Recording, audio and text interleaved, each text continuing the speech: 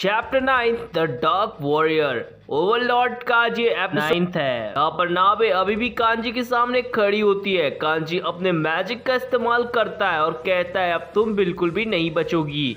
इसके बाद नाबे को कुछ बातें याद आती हैं जो कि एन्स ने कही थी उससे, और अपनी आंखें आसमान में गड़ा कर रखना। इस चीज को वो नोटिस करती है और आसमान की तरफ देखती है।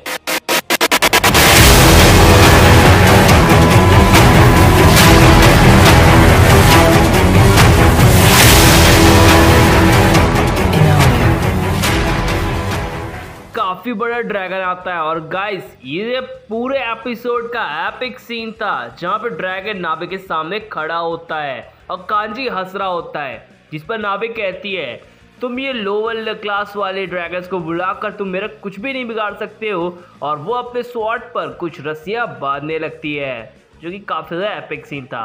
और वो एक ही झटके में उस ड्रैगन यानी कि स्केलेटन ड्रैगन के ढेर करने लगती है, जिस चीज को कांजी देखता है और कहता है तुम मुझे अभी भी नहीं हरा पाओगी।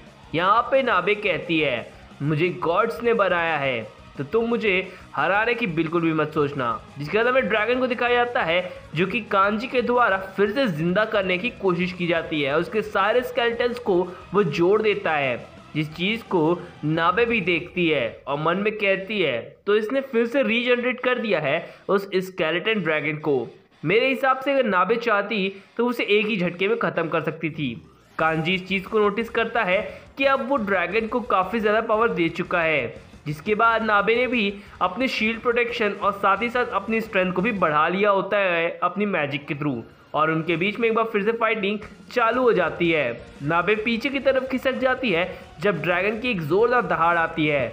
यहाँ पे कांजी अपने मैजिक का इस्तेमाल करता है और उसके ऊपर एक एसिड फेंकता है। यहाँ पे नाबे अपने शील्ड प्रोटेक्टिव की वजह से बच जाती है। कांजी कहता है ये शील्ड हमेशा ही काम बिगाड़ देते हैं। दूसरी तरफ दिखाया जाता है कि उसने अपने मैजिक का इस्तेमाल कर दिया एक बार फिर से, जिस पर स्केलेटन ने उसे रोक लिया, यानी कि स्केलेटन ड्रैगन ने। नाबे इस चीज़ को देखती है और कहती है तुम मारे जाओगे, वैसे भी मुझे गॉड्स ने बनाया है और मैं गॉड्स की बनाई हुई हूँ।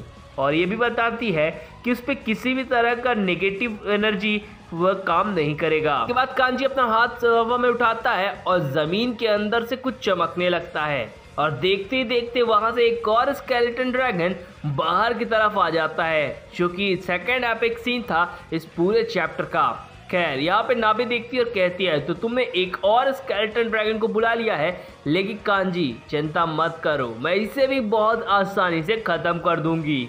जिसके बाद वो अपने स्वॉर्ड्स का इस्तेमाल करते हुए उनके ऊपर हमला कर देती है। कांजी देखता है कि एक साधारण सी लड़की उन ड्रैगन्स को पीछे की तरफ धकेल दिया सिर्फ अपने एक स्वॉर्ड की मदद से। जिसके बाद हमें सीन शिफ्ट करके दिखाया जाता है क्लेमेंटाइन की तरफ, जो कि काफ़ी ज़्यादा फाइटिंग कर रही होती है हमारे एन्स के साथ। एन्स काफ़ी ज़्यादा होशियारी के साथ उसके साथ फाइटिंग करता है, जहां पे हमारे क्लेमेंटाइन को पता चलता है कि एन्स को किसी भी तरह का कोई मार्शल आर्ट नहीं आता। जिस पर वो कहते हैं कि तुम किस तरह के वॉरियर हो कि तुम्हें किसी भी तरह का कोई भी अटैक नहीं आता। जिसके बाद उसकी नज़र स्केलेटन ड्रैगन पर जाती है और वो कहता है ओ तो अब दो स्केलेटन ड्रैगन आ चुके हैं, और वो जोर से चिल्लाता है अपनी नाज़रिक की पावर को इस्तेमाल करो। ये चीज़ वो कोई और भी सुन लेता है क्योंकि ये आवाज़ पूरी जगह पर घूमती है। क्लेमेंटाइन भी इस चीज़ को नोटिस करती है और कहती है अब तुम बिल्कुल भी नहीं बचोगे, और वो अपने फुल स्ट्रेंथ का यूज़ करते हुए हमारे एन्स के साथ फाइटिंग चालू कर देती है। एक्चुअल में उसका फुल स्ट्रेंथ यूज़ करने का मोटिव ये था कि वो उस आर्मर के अंदर एक काफ़ी बड़ा होल कर देगी या वीक पॉइंट ढूंढते हुए हमारे इसको वहीं के वहीं ख़त्म कर देगी। लेकिन उस आर्मर के अंदर छेद हो ही नहीं पाता, सिर्फ एक स्क्रैच आता है, जिस चीज़ को क्लेमेंटाइन देखती है और कहती है शायद मुझे कोई और वीक पॉइंट ढूंढना होगा। जिसके बाद वो उस पर अटैक करती है और अपने मार्शल आर्ट का इस्तेमाल करती है।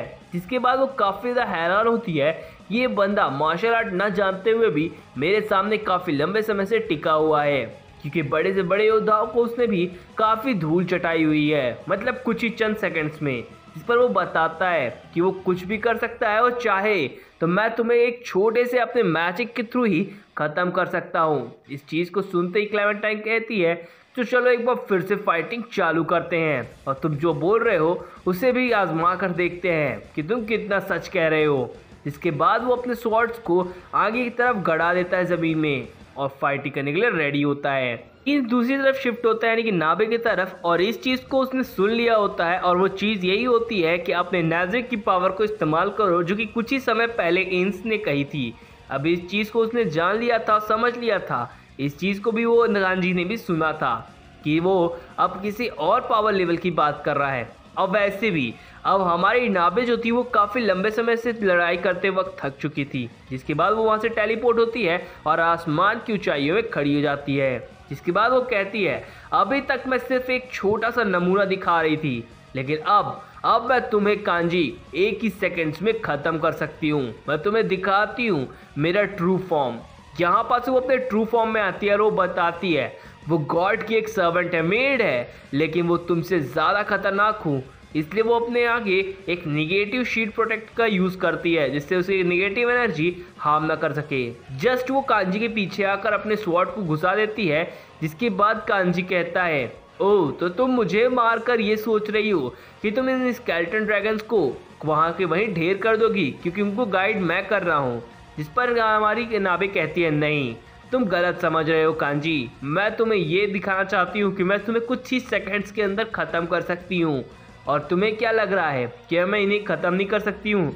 और इसके बाद वो कहती है, यानी कि हमारी नाबे इलेक्ट्रिक बॉल का यूज़ करने वाली होती है, सेम वैसे ही जैसे पिकाचू ने अपने इलेक्ट्रिक बॉल का इस्तेमाल करता, ठीक वैसे ही। अब कांजी ये सारी चीज़ें देखता है और कहता है कि ये पावर इस पूरे धरती पर सिर्फ कुछ ही लोग कर सकते हैं। और इस चीज़ को देखते हुए काफ़ी ज़्यादा घबरा रहा होता है, क्योंकि उसे पता है ही है कि ये लड़की कौन है। और वो बताती है, मैं एक सर्वेंट ज़रूर हूँ, लेकिन मैं तुम्हें चकनाचूर कर सकती हूँ। देखते देखते उसने पूरे स्केलेटन्स को यानी कि स्केलेटन ड्रैगन को ख़त्म कर दिया होता है और अपनी बिजली का कुछ नमूना कांजी के ऊपर भी डाल देती है, जिसकी वजह से वो कांजी वही राख बन के धूल उड़ जाता है। और ये चीज़ नाबे भी देखते और कहती है, ये कुछ मछली जैसा महक रहा है, यानी कि ये लड़की तो पूरी तरह से पागल ही है। खैर यहाँ पास से में दिखाया जाता है कि हमारी क्लेमेंटाइन वर्सेस रेंस चल रहा होता है, जहाँ पे क्लेमेंटाइन कहती है, एक और स्वॉर्ड को निकालते हुए कहती है, अब तुम बिल्कुल भी नहीं बचोगी, क्योंकि मैं अपने super and super duper strength का यूज़ करने वाली हूँ। और वो अपने सुपर डुपर स्ट्रेंथ का यूज़ करते हुए आगे की तरफ बढ़ती है,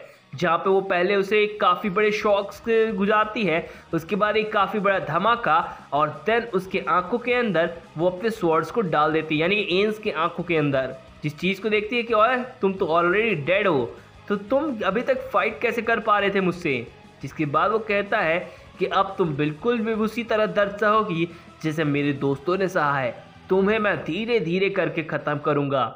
इस चीज़ को वो सुनती है और काफ़ी ज़्यादा घबरा जाती है, और वो इतना ही कहती है कि तुम मुझे इस जगह से जाने दो, मैं तुम्हें कुछ नहीं करूँगी। अरे भैया तुम ये तो देख लो कि तुम हो किसके हाथ में, शेर के हाथ में चूहा लगा है, चूहे के हाथ में शेर नहीं। खैर यहाँ पास से वो उस पर काफ़ी ज़्यादा पंचेस मारती है, लेकिन वो उसे अपने शरीर से इतनी ज़ोरदार दबाता है कि उसकी एक एक हड्डियाँ चरचरा जाती हैं। जिसके बाद इंस कहता है, ये तो काफ़ी ज़्यादा कमज़ोर थी, कि वहाँ पे हैम्सी आ जाता है और वो दौड़ते हुए कहता है, मास्टर आप यहाँ पर। जिसके बाद वो कहता है, आप तो मेरे मास्टर नहीं हो जी यहाँ पर, क्योंकि एंस ने अपना आर्मर वाला फॉर्म हटा दिया होता है, वो अपने नॉर्मल फॉर्म में होता है। पर नाबे भी आ जाती है और पूछती है, मास्टर हम इन सभी बॉडीज को अपने नाज़िक पे ले जा सकते हैं, जिस पर वो मना कर देता है, यानी कि एंस मना करते हुए ये कहता है, नहीं सिर्फ यहाँ पे जो पड़े इक्विपमेंट्स है उन्हें उठा लो सिर्फ रिसर्च के लिए, बाकी सभी लोग ह्यूमंस आपस में ही ब्लेम करते हुए लड़ाई करेंगे, जिसका मजा हम खुद उठाएंगे। कहते ही वो उस मंदिर के अंदर चला जाता है, जहाँ पे वहाँ पे हमारा मिस्टर बॉयलर खड़ा होता है किसी के कब्जे में, यानी कि वो नेकलेस उसके माइंड को कंट्रोल कर रहा होता है। जिसके बाद यहाँ पे एंस अपने छोटे से मैजिक का इस्तेमाल करता है और उसे उस कंट्रोल से आज़ाद करा देता है और कहता है, मैंने अपना काम पूरा किया। फाइनली वो उस जगह से उस बाहर लेकर आता है, जहाँ पे हैम्सी कहता है, मास्टर आप मुझे माफ़ कर दीजिए कि मैंने आपको पहचान नहीं पाया, मैं काफ़ी बड़ा बुद्धू हूँ। चीज़ को सुनता है और कहता है, जो भी है सब ठीक है। जिस पर अस्की कहता है, आप मेरे माफ़ तो मुझे कर दीजिए। जिसके बाद ये एपिसोड यहीं पर दम तोड़ता है। गाइस अगर आपको मेरी एक्सप्रेशन अच्छी लगी हो तो प्लीज़ इस चैनल को सब्सक्राइब कर देना। Thank you.